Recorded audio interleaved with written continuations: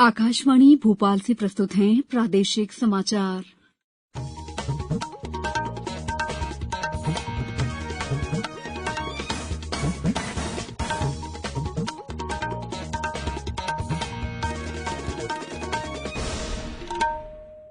नमस्कार, समाचारों के साथ मैं दीपा सिंह। सबसे पहले मुख्य समाचार। केंद्रीय मंत्रिमंडल ने government e market place GEM पर सहकारी संस्थाओं से खरीद के प्रस्ताव को मंजूरी दी। राष्ट्रीय शिक्षा नीति को लागू करने, बढ़ाने और देश में शिक्षा अनुकूल तंत्र को मजबूत करने के लिए शिक्षा मंत्रियों के सम्मेलन में हुई चर्चा। और प्रदेश के कुछ जिलों में हुई बारिश, शेष जिलों में मौसम रहा सामान्य। मानसून के 16 जून के बाद दस्तक देने की संभावना। अब समाचार विस्तार से।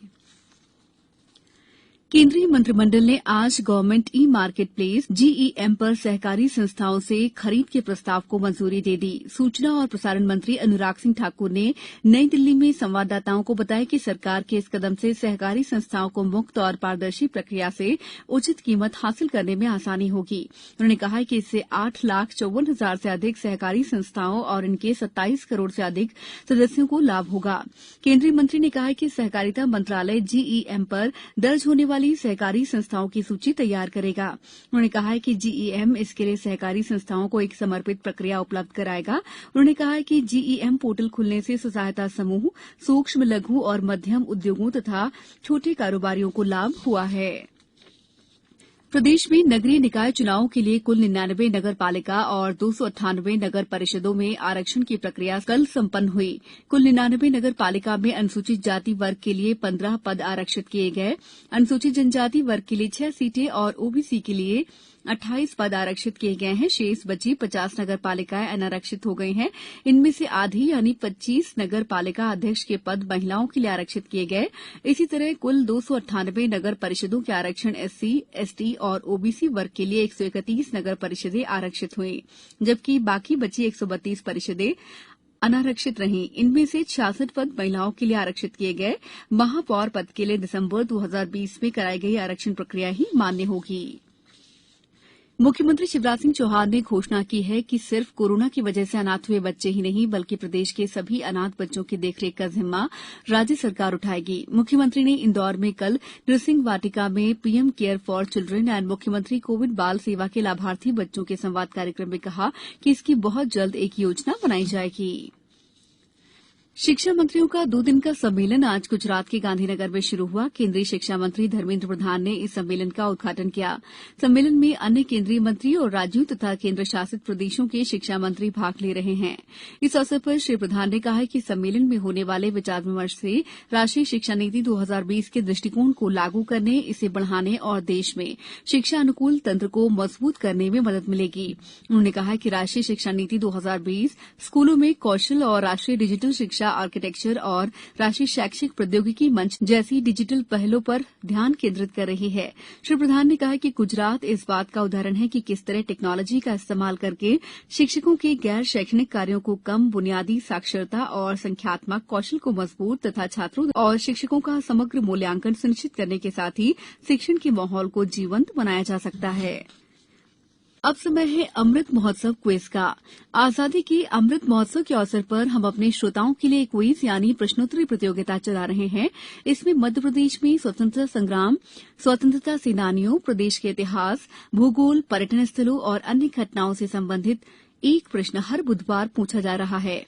इस बार का सवाल है, मध्य प्रदेश में प्राणी विज्ञान संग्रहालय कहाँ स्थित है? आप इस प्रश्न का उत्तर हमारे ईमेल आकाशवाणी समाचार quiz@gmail.com या हमारे व्हाट्सएप नंबर 9589943350 पर दे सकते हैं। उत्तर के साथ अपना नाम, पूरा पता, मोबाइल नंबर और अपना एक फोटो जरूर भेजें। सही उत्तर देने वाले श्रोताओं में से भाग्यशाली विजेता का नाम अगले दिन गुरुवार शाम 7 बजे प्रसारित होने वाले समाचारों में घोषित किया जाएगा। इसके साथ ही विजेता का नाम और फोटो आकाशवाणी समाचार के सोशल मीडिया हैंडल्स पर भी साझा किया जाएगा। प्रश्न एक बार पुनः सुन लीजिए। मध्य प्रदेश में प्राणी विज्ञान संग्रहालय कहाँ स्थित है? समाचारों में वक्त है ब्रेक का। ये समाचार आप आकाशवाणी भोपाल से सुन रहे हैं। हमारे समाचारों को अब आप कभी भी और कहीं भी अपनी सुविधा के अनुसार सुन सकते हैं। ये समाचार बुलेटिन YouTube, ट्विटर और फेसबुक पर AIR न्यूज भोपाल पेज पर सुने जा सकते हैं। इसके अलावा आप हमारी वेबसाइट newsonair.com पर या AIR न्यूज ऐप पर भी समाचार सुन सकते हैं। ब्रेक के बाद समाचारों में आपका एक बार फिर स्वागत है। सूचना और प्रसारण मंत्रालय में सचिव अपूर्व चंद्रा ने कहा है कि डायरेक्ट टू मोबाइल और 5G ब्रॉडबैंड के कन्वर्जेंस से देश में ब्रॉडबैंड सेवाओं और स्पेक्ट्रम के इस्तेमाल में सुधार आएगा। श्री चंदा आज direct to mobile and 5G broadband conversion roadmap for India पर IIT कानपुर और TSDSI द्वारा आकाशवाणी दिल्ली में आयोजित सम्मेलन में बोल रहे थे। उन्होंने कहा कि भारत दुनिया में सबसे अधिक मोबाइल डेटा इस्तेमाल करने वाले देशों में से एक है। उन्होंने इसे भारतीय दूरसंचार ऑपरेटरों की सफलता बताते हुए कहा कि वे देश में दुनिया की सबसे सस्ती दरें उपलब्ध कराने में सफल रहे हैं।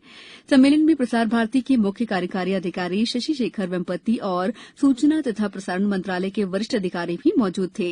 इस अवसर पर प्रसार भारती के मुख्य कार्यकारी अधिकारी शशि शेखर वेम्पति ने कहा कि डायरेक्ट टू मोबाइल सेवा में भारत अन्य देशों के मुकाबले आगे बढ़ सकता है।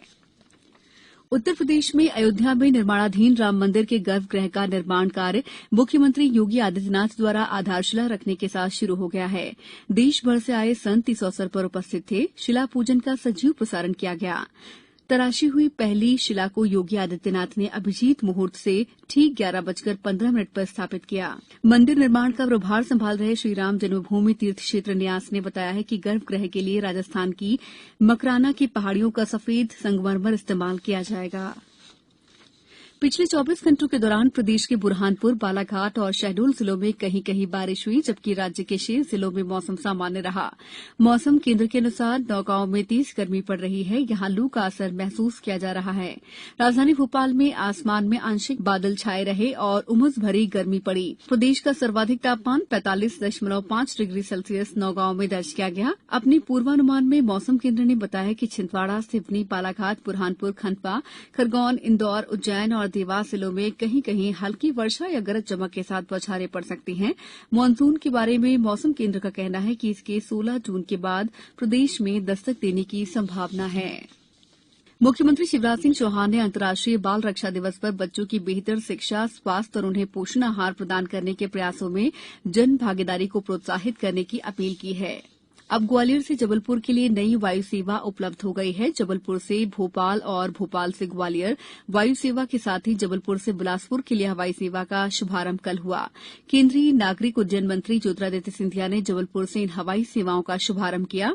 केंद्रीय मंत्री सिंधिया ने इस अवसर पर कहा कि जबलपुर, भोपाल, ग्वालियर और बिलासपुर, भोपाल के बीच उड़ान की शुरुआत से प्रदेश में बेहतर कनेक्टिविटी का नया दौर शुरू हो रहा है। वर्चुअली आयोजित वायु सेवा के शुभारंभ अवसर पर मुख्यमंत्री शिवराज सिंह चौहान भी शामिल हुए। अब कुछ समाचार संक्षेप में। शहडोल जिले में पेपरलेस बिलिंग होने के कारण विद्युत उपभोक्ता को इस महीने से प्रिंटेड बिल जारी नहीं होंगे। बिजली बिल से संबंधित सूचना उपभोक्ता के मोबाइल नंबर में SMS के माध्यम से दी जाएगी। शहडोल जिले में आज से 2 दिवसीय जिला स्तरीय स्वास्थ्य मेला शुरू हुआ। गुना जिला निर्वाचन अधिकारी द्वारा त्रिस्तरीय पंचायत आम निर्वाचन के लिए विभिन्न अधिकारियों को जनपद स्तरीय मास्टर ट्रेनर्स के रूप में नियुक्त किया है। देवास जिले में नगरीय निकायों और त्रिस्तरीय पंचायतों के आम निर्वाचन के लिए मतदाताओं को जागरूक करने के लिए मतदाता जागरूकता अभियान शुरू किया गया है। शहडोल जिले की नवगठित बकहो नगर परिषद के आरक्षण की प्रक्रिया पूरी कर ली गई है। लॉटरी निकालकर 15 वार्डों का आरक्षण किया गया। अशोकनगर में 3 जून वर्ल्ड साइकिल डे के अवसर पर साइकिल मैराथन का आयोजन किया जा रहा है। राज्य सरकार ने समर्थन मूल्य पर चना उपार्जन की तिथि को 7 जून तक बढ़ा दिया है और राजगढ़ जिले में संचालित अनुसूचित जाति जनजाति के छात्रावास और आश्रमों में शिक्षा सत्र 2022 से इसके लिए 15 जून से प्रवेश प्रारंभ किया जाएगा। इस बुलेटिन में इतना ही। दीजिए इजाजत। नमस्कार।